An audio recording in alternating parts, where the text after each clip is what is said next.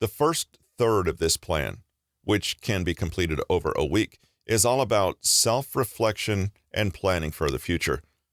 This extends not just to the 30 days, but for as long as you can maintain the habit.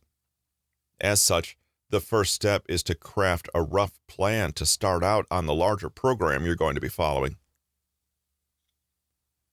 Exercise 1, figuring out your goals. In this exercise, you'll need to answer some questions that you can put down on a sheet of paper in question-answer format. The first and most important thing that you need to note is what your intended behavioral change is. For example, if you struggle to complete your work because you're tempted by television, distractions such as your phone, social media, etc., the intended behavioral change will be being more disciplined in my work. The next thing you need to note is what triggers the things that are preventing you from achieving your goal. To use the same example, what are the main triggers which lead you down the rabbit hole of distractions? This could be seeing notifications on your phone, watching YouTube endlessly, or something else.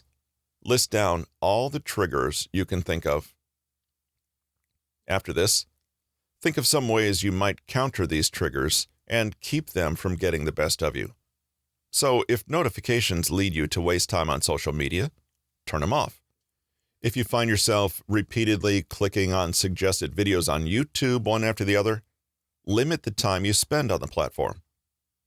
There are often multiple things you can do about the same trigger as well.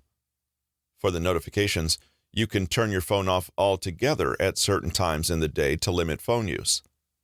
The important thing to remember while noting these strategies is only to pick those that you reasonably believe you can actually do. For example, staying off your phone altogether might prevent distractions, but it's not something that's sustainable. Lastly, note down what success looks like.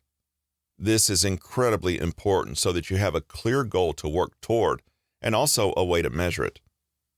Though the desired outcome will be different for everyone, on a general level, it can be something like spending 2 hours every day working, as opposed to the current 1 hour or 30 minutes. Alongside your idea of success, also note down how you would celebrate achieving it. This could be literally anything, from indulging in fast food to having a night out with friends, or spending a week doing nothing productive. The choice is completely yours. Exercise 2. Making an assessment of rewards. The next exercise in our 30-day program is another assessment which will require a different sheet. You might be wondering why so much planning is needed, but the mental clarity that noting things down gives you will be immensely beneficial when you actually start trying to delay gratification. In the previous exercise, we made a list that included what your goals are, what's preventing you from pursuing them, what you can do about them, and how you'll know when you've succeeded. In this one, we're going to focus more on why you want to pursue these goals and why you want to bother changing yourself at all, with a specific emphasis on the rewards of both behaviors. As such, you should start by asking yourself what purpose your current behavior serves. So if you've been procrastinating, what benefit do you think you've been deriving from it? This is a serious question, and there can be a bunch of good reasons behind your procrastination. Maybe you want to avoid the anxiety you feel about work, or the feelings of self-doubt it fills you with. Or you want to prevent belittling yourself and getting overly critical about your abilities because of the negative self-talk in your head. Note all your reasons down. Now that you've thought of the benefits, consider some negatives of maintaining this behavior. For example, even though you may avoid work to prevent self-esteem issues, your procrastination may just be another source of the same issue. It prevents you from cultivating a healthy worth ethic, which can drive you toward success, whatever that may look like for you. Procrastination is also the antithesis to discipline, and the more you engage in this behavior, the harder it is to be disciplined. Just like you recounted the rewards and negatives of your old behavior, do so for the new behavior. In this case, being more disciplined in work-related matters. you seek to inculcate in yourself. It's likely that you may not be able to think of a negative for the new behavior, which is an indication that the goal you've selected is a good one. Exercise 3. Learning abstraction. The third and final reflective step of this plan essentially involves going into much deeper detail about the things you've mentioned so far in your previous sheets. The idea is to test your skill of abstraction, something that is key to being able to delay gratification. Abstraction forces us to think intellectually about our behaviors instead of giving in to irrational impulses. By thinking about goals in an abstract manner, you'll gain some practice, which will enable you to do the same with the temptations you need to avoid. The first part of this abstraction exercise is to think about why exactly you want to achieve the goal you do. In this case, why do you want to be disciplined when it comes to work? Whatever your reasons, describe them in as vivid detail as is possible. So, if you want to be successful enough to live a comfortable life, write about why this matters to you. Once you've done this, the second part is to describe, in excruciating detail, the steps you think need to be taken to achieve this goal. It's not enough to simply be disciplined. You'll also need to find a high-paying job in a field that you like working in. This requires taking up lower-level jobs, internships, and engaging in other related activities before you can climb up the ladder.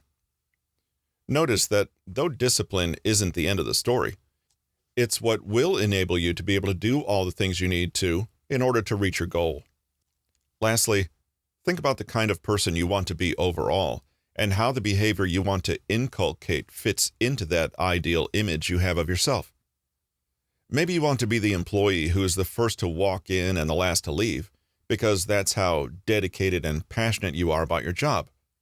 Or you want to be the person with enough money to be able to roam the world and enjoy all the exquisite experiences the world can offer.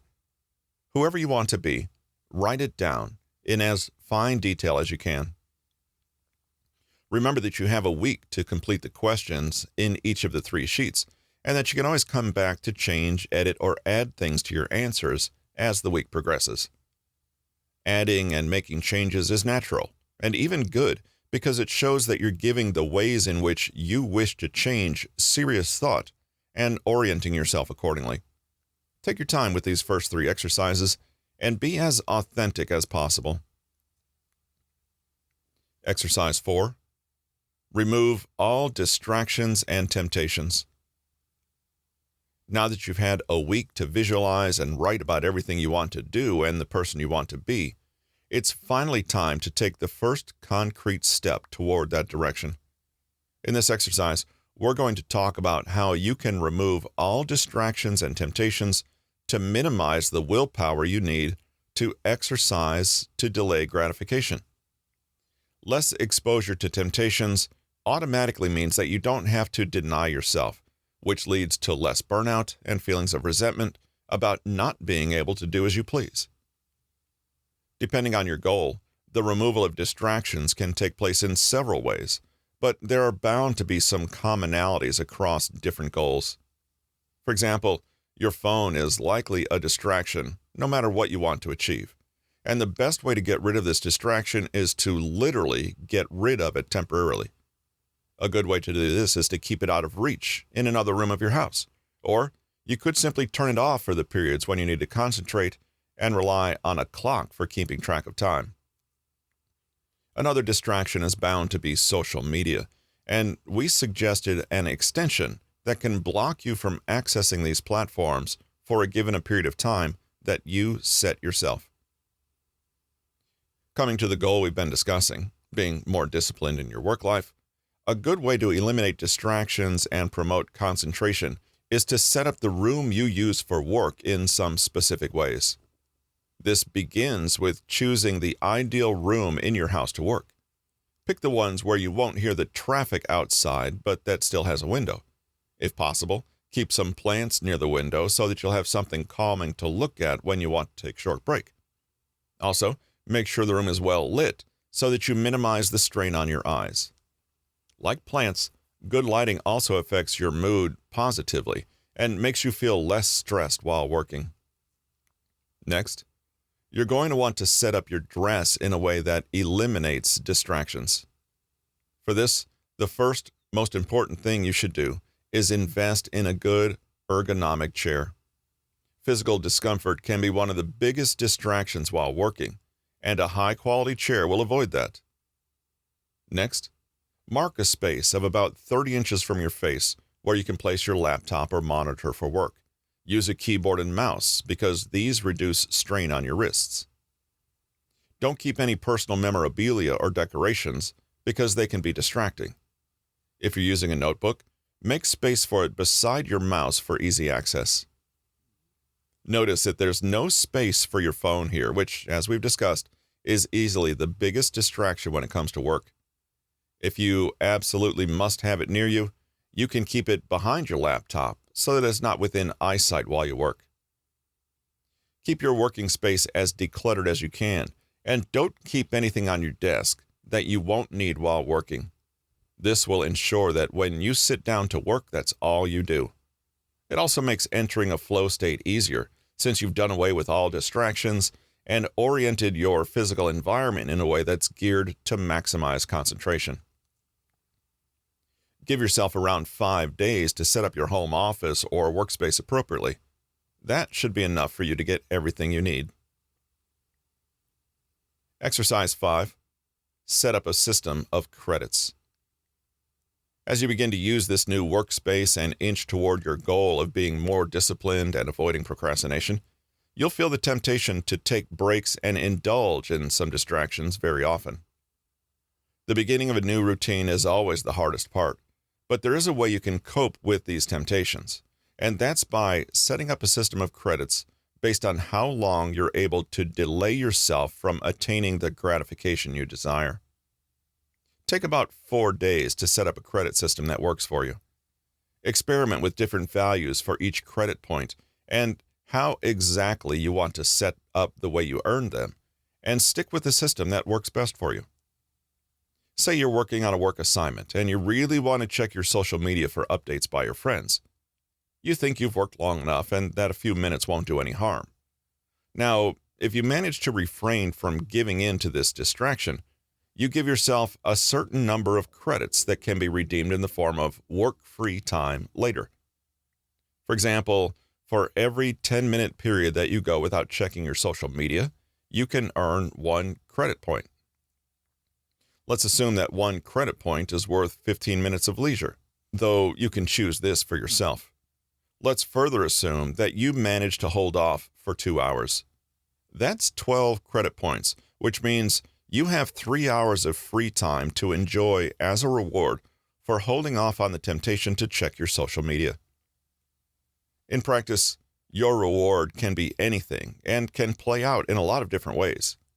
You can perhaps order takeout for every 10 credit points you earn from delayed gratification, or you could assign a certain number of credit points as your goal for making a purchase you've been wanting for a while. It all depends on what kind of rewards work best to motivate you. Ideally, you'll eventually be motivated to delay gratification simply out of recognition for the value of the work you got done that would otherwise be left pending.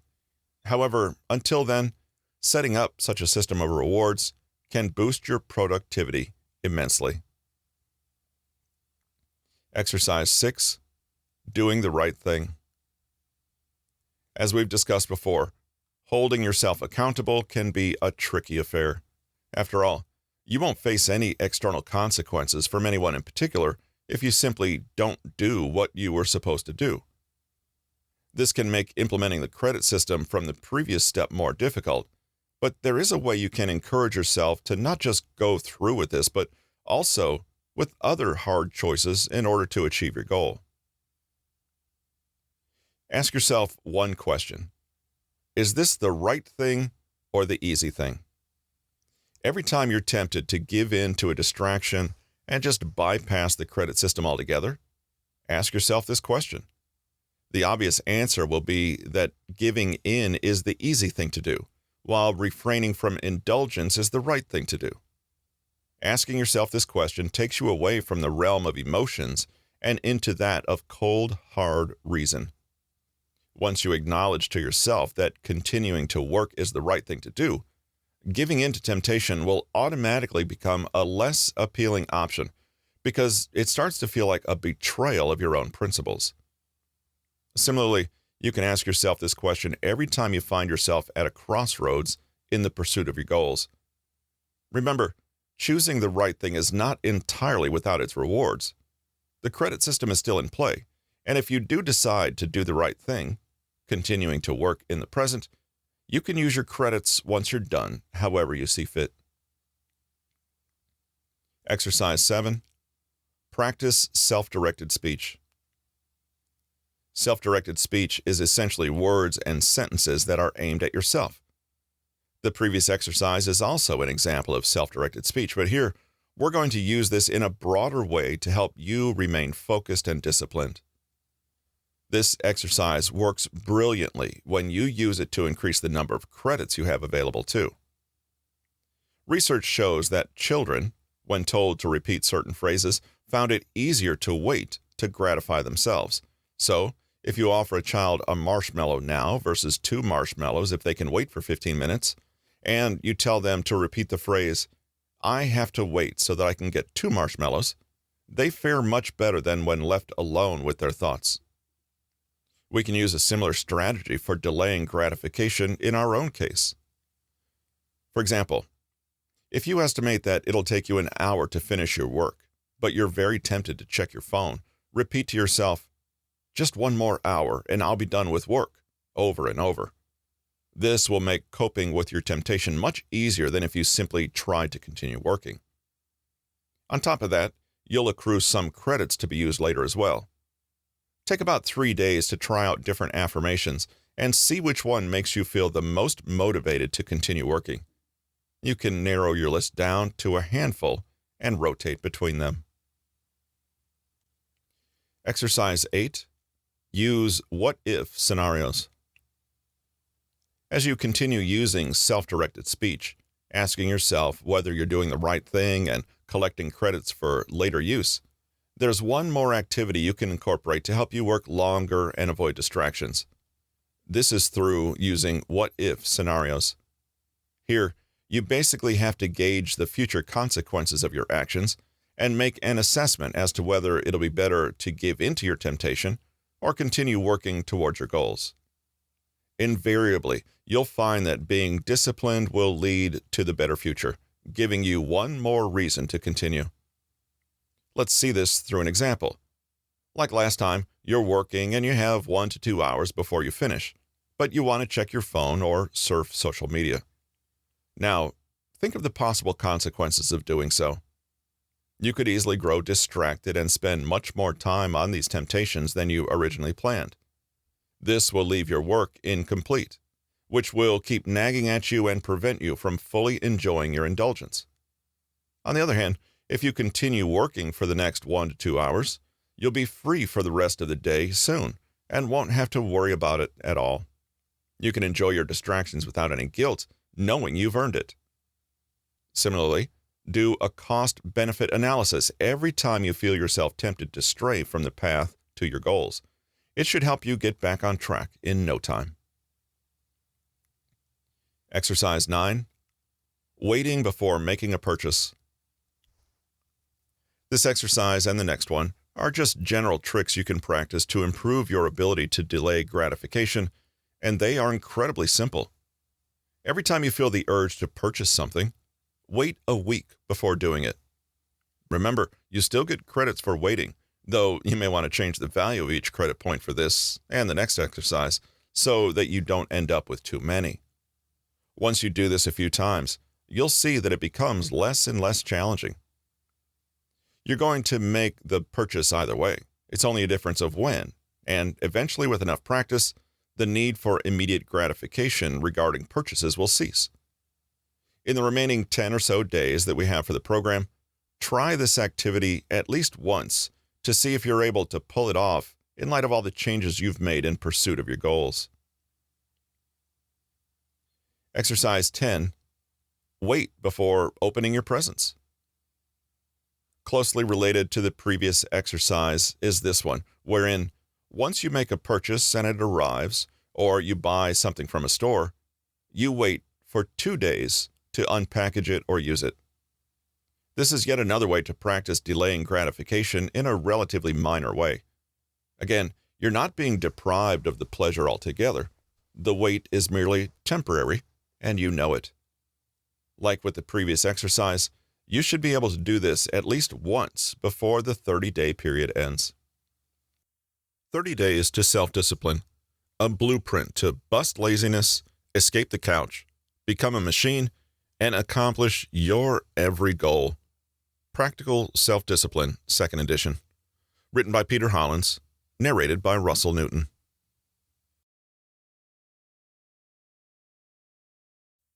30 Days to Self-Discipline, a blueprint to bust laziness, escape the couch, become a machine, and accomplish your every goal.